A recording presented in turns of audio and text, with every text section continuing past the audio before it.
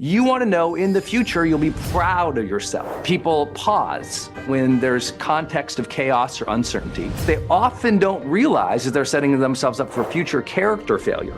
That's why we look out in the future. Your internal dialogue should be like a voice recording from your future potential, telling you what to do.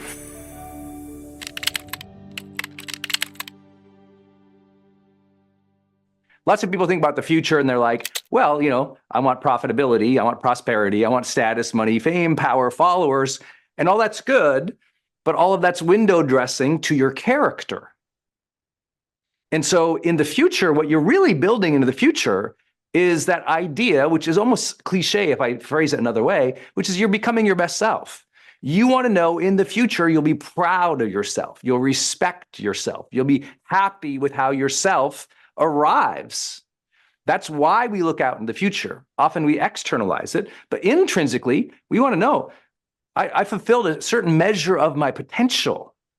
I'm a good person. I treat other people well.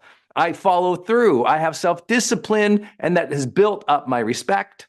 And if that's true, and that's up for debate here, but if it's true, then the future is now means what to do now is to respect yourself, to set up your life in such a way you're challenging yourself to feel a sense of your potential now. Because if it's true, you want to grow into your potential in the future, you got to do that today. That's why we focus on goals. That's why we stretch. It's why we do hard things, and why we also fulfill our promises. I think one of the biggest things right now is that when there's context of chaos or uncertainty, people pause. And often that's, to feel that self-regulated peace or tranquility, safety. And so, I don't know what the world's going on, so I'm going to pause right now. But what they often don't realize is they're setting themselves up for future character failure because they promised all these things to family, to friends, to our team. Hey, community, I represent you. Hey, team, I got your back. You'll have a paycheck, right? There's all these outbound promises. And one way of maintaining self-respect in chaos and uncertainty, go, okay, what would make me respect myself today so I'm proud of myself in the future? And what would make sure that I respect myself today, because we're social animals, to fulfill the contracts or promises I've made with other people? Like, do a good job for other people is hardwired into us. Sometimes we take it into perfectionism. Sometimes we take it too far. But the truth is, you're doing actions today. If the future is now, you're doing actions today that either garner your self-respect and solidify it, strengthen it. You feel good about the end of the day, or you're withholding so that one day you do those actions, one day you fill those promises. But everyone who holds their self-respect hostage to some future date, well, that's why they're not happy today. And so I'll share just a real bit of research from our high performance work that you might like. I ask people this. I'm like, when you have a big dream or a future that you want to build, why don't you get at it today? That was literally the question. I think I might get one or two words wrong there. But it's like, hey, you got a dream, you got a goal, you got a future you're trying to build. Why don't you get at it today? What prevents you from taking more action today? And many of you, you might think about the general idea that, well, people would say it's fear. Almost nobody said fear was like number 15. So high performers, it's not about fear. And most of you, you're not driven by fear anymore. To be an entrepreneur doing what you're doing, I mean, it's easy. Like, fear is so easy to turn to as the big bad, wolf. It's like fear. We've been taught as a culture that fear is driving everyone. I'm like, not really. Have you been in the suburbs? They're not driven by fear. All right. And most of the country is suburbs. So I'm like, I don't think so. It's not fear. We often do that because we think we're stronger. You're a high performer. You're stronger. You think they must be driven by fear, those weaklings. No, my friends. The two primary reasons. Number one is burnout. They just had some kids. They're trying to get them in school. They graduated. They got divorced. They fell sick. They're trying. Most people are trying way harder than we give them credit to all around the world. All around the world. But they're burned out. And often they're burned out, and the burnout necessarily, and you always say this to entrepreneurs, you're like, no, nobody's working as hard as I am. That might be true. But burnout is often not a function of hours worked. Most often, burnout is a function of poor goal and effort alignment. I'm burned out because I'm doing something I don't like doing. I'm burned out because I'm doing something I don't like doing for somebody I don't like. I'm doing something for somebody I don't like in an area I don't have interest or passion for. And so every effort just feels meaningless. There's no intrinsic sense there that is keeping me going. And so I just want to say, when they say burnout, we ask the question, well, what does that mean to you? It wasn't hours worked. It was often like, I'm just tired of doing this thing that's not my thing. And the second reason was they ask very simple, why risk? I'm kind of comfortable already. Things are kind of good. Why risk? Why put myself out there? Why not just wait it out? And anytime my clients say to me, just a little inside baseball, when I'm coaching someone, they're like, why should I even try? I'm like, you're right. Why build? That's what I always come back. They're like, why would I even try that? I'm like, you're right. Why build? You know, why even have the conversation with our spouse? You're right. Why build that relationship? And then they go, oh, wait, it's an immediate smack in their face, right? It's like, why build your wealth? Sounds like a terrible idea. Why build your bookings? Why do that? What? You're right. And I just say, you're right. Why build the relationship? Why build the business? No reason. And then it kind of like, oh, right. And it just gets them out of their head a little bit. I'll give you a little acronym for everybody. And it's just VVS. And let me break this down. V, like the letter V, VVS. So the first one, visualization. And the tricky thing with visualization is you have to take time to think. That's literally the trickiest thing. Some people are like, I don't visualize. I'm like, yes, you do. You just may not be conscious of it. So thinking about what you do in the future and how you do it and how you show up, all that's common sense. But what good visualizers do is they're imagining scenes way more clearly than other people. Right? Some people go, oh, in the future, I can see myself as a public speaker.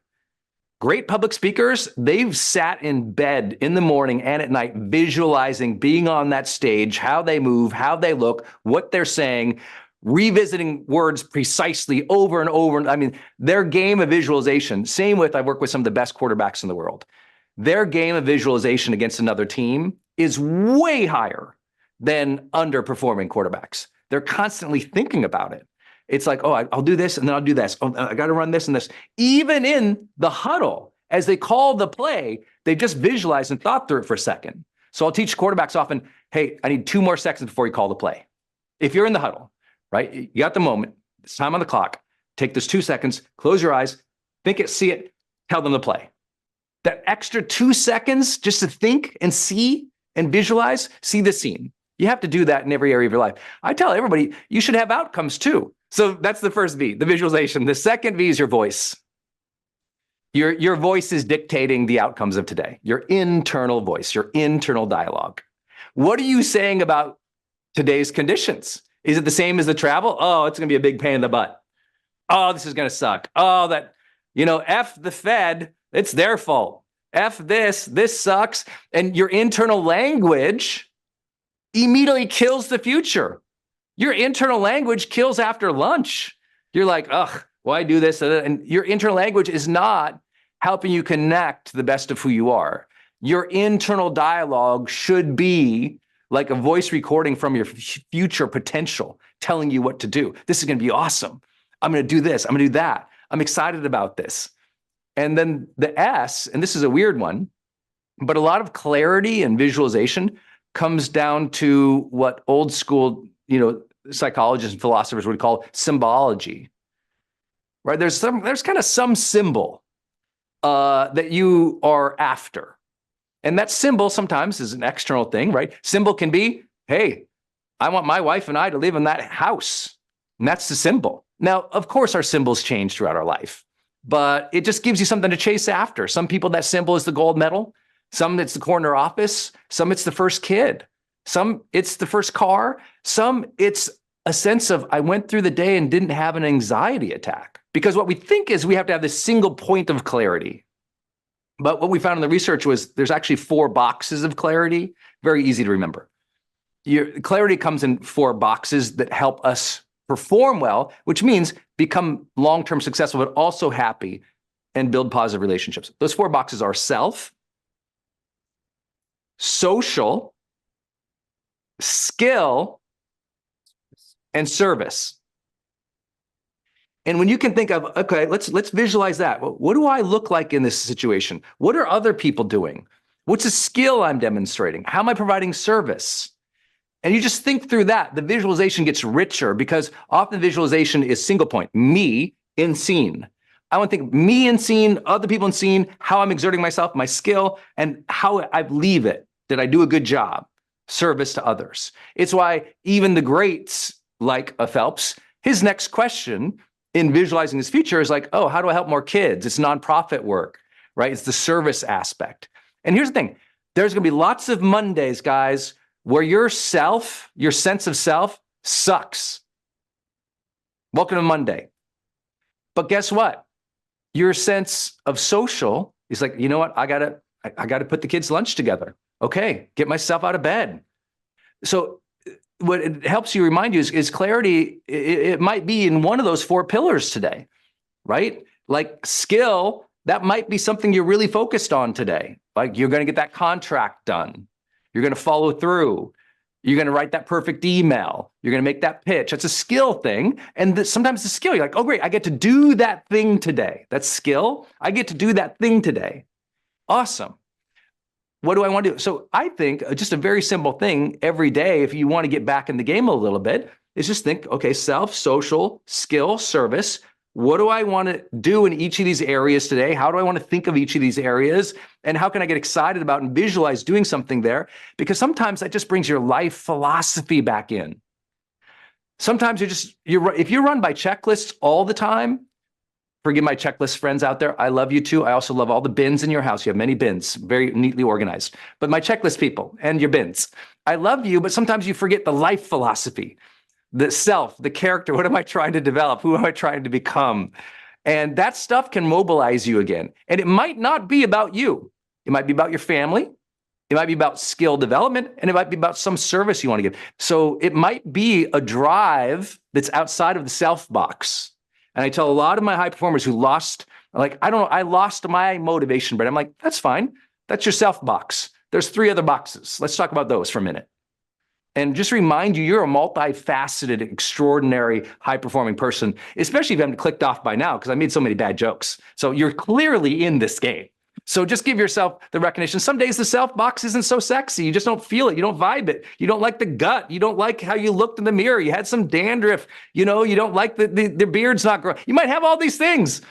So move it into the other boxes, serve those other boxes, and you'll catch it up. Hey, my friends, it's Brendon Burchard, and I'm excited to welcome you to the brand new Growth Day. We are happy to roll out 3 brand new features that will help you on your personal development journey. First, our brand new growth streaks and rewards. Every day you come into Growth Day, and we will give you that daily inspirational life strategies so you can listen to an audio, but then create your journal, your checklists, and your habit tracking to truly experience an extraordinary quality of life. We will also roll out to you the world's best AI life coach. This AI life coach has been trained on almost 20 million words of my deep dive training in high performance, motivation, and psychology. And third, all access pass to the world's greatest personal development teachers, coaches, and trainers. These are the world's best, highest paid keynote speakers, coaches, and teachers who can really take your life to a deeper level, because we have over 400 classes, over 40 deep dive courses, and those are available to you right now, all in Growth Day. Lasting change begins with a daily personal growth practice, and that is why you should be using Growth Day. I can't wait for you to use it and to level up your life and become more. Go get your growth streak and Growth Day right now.